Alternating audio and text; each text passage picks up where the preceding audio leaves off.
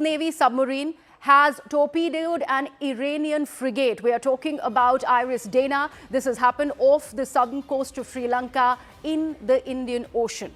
Now, Iranian vessel, and this is what we are looking at as the war has spilled into our backyard. This is US Navy submarine sinking an Iranian frigate off the southern coast of Sri Lanka in the Indian Ocean, and that's where this has happened. And we are putting these graphics out for our viewers. Iranian vessel has been identified as Iris Dana. I just mentioned this. It's a guided missile frigate of the Iranian Navy and also pretty new. This was the latest that the Iranian fleet really had. This warship was sunk by a torpedo that was fired from the American submarine, striking the ship in international waters. And they have mentioned it. Pete Hegseth has gone on record and they have said that even though Iranians thought that their vessel would have been safe in international waters, clearly that was not the case. Sri Lankan authorities reported that 32 crew members were rescued. Others are missing or presumed dead. Here's where the problem really lies. As far as the Geneva Conventions, even if international waters are used in a war situation, the first thing that should be done is look for survivors. But the US submarine just left after torpedoing the Iranian warship. The strike part of the broader US military operations has been targeting Iranian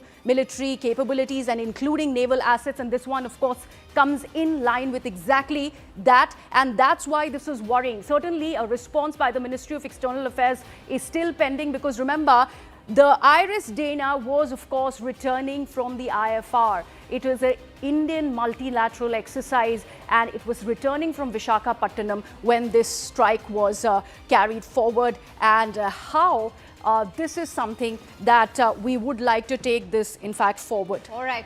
So, in the studios, we are joined in by Major General Sanjay Meston and also joined in by Ambassador Prabhu Dayal on the broadcast as well. Many thanks to you, gentlemen, for joining in. Major General Meston, if I could quickly bring you in on the spillover effect of this war. You know, so far, Indians had this at the back of their mind that this is so far limited beyond, say, Pakistan at the moment. But not only have we seen palpable anger within our borders, but now with the military conflict brewing in the Indian Ocean, what is one to make of the situation right now? See, the way the situation is emerging, I think in the international waters to target a ship which was not actually in warfare right now. It was coming after a review in the international, naval review in Vizag, that to the Indian port, and in which multilateral number of nations had participated.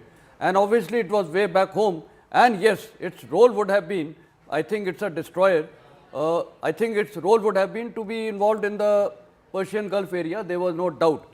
But targeting it at the international waters, which is just 37 kilometers southwest of Sri Lanka, I think that sends a very wrong message. And then not evacuating casualties is also a matter of concern because these are Geneva Conventions which are laid down. And I think once you have done this, it is a moral duty to, and I must compliment the government of Sri Lanka. I think they have done a good job by taking on their role and evacuating so many of the dead and injured. And I think about 80, large number of survivors were also shown in a bad condition. So this shows that in our part of the world, especially in Sri Lanka, India, we have a humanity also into mind, which is very, very important factor. So, well done to Sri Lanka. Okay. And I think the way situation is unfolding, another thing, which strikes my mind is, Pete Hegseth has been stating from, I think, the second day onward that we initially sunk 16 ships and now 17. Not a single visual has been shown. Nothing has been shown despite Americans having the best of satellite systems and everything. But yesterday, this visual has been shown.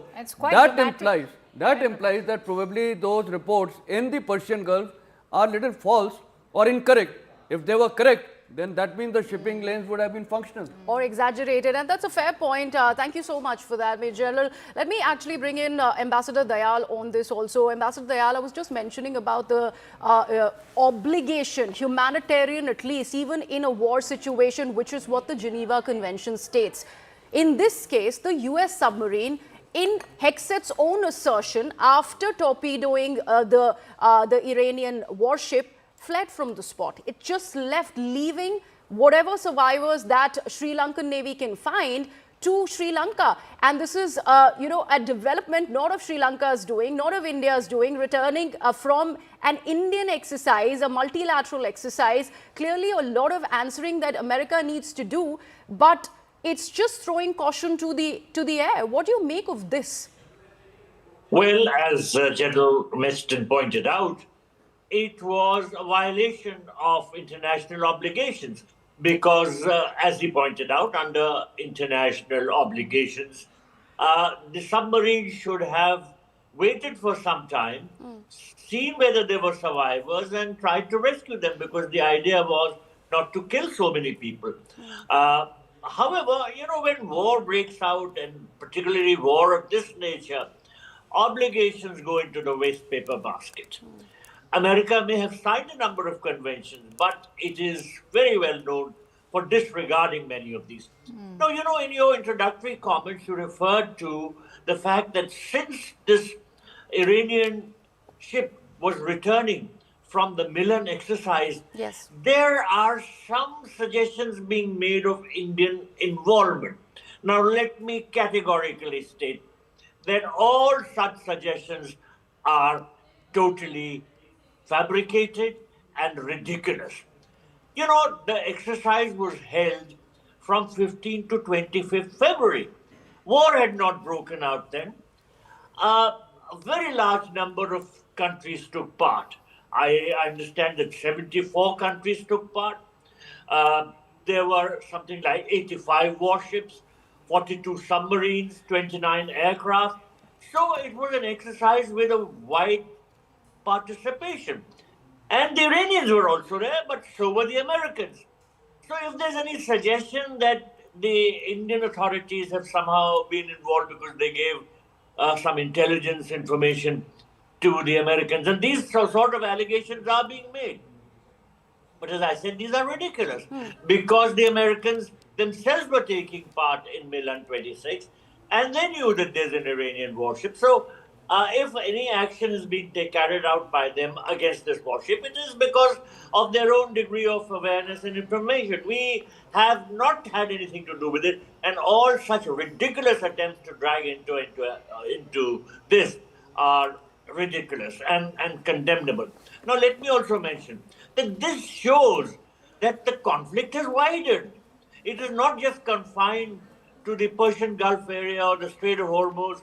It has widened well beyond that, and that is what was expected to happen, because when a conflict of this nature takes place, it will escalate and it will widen. All right. And these are signs that this is happening. All right, Ambassador.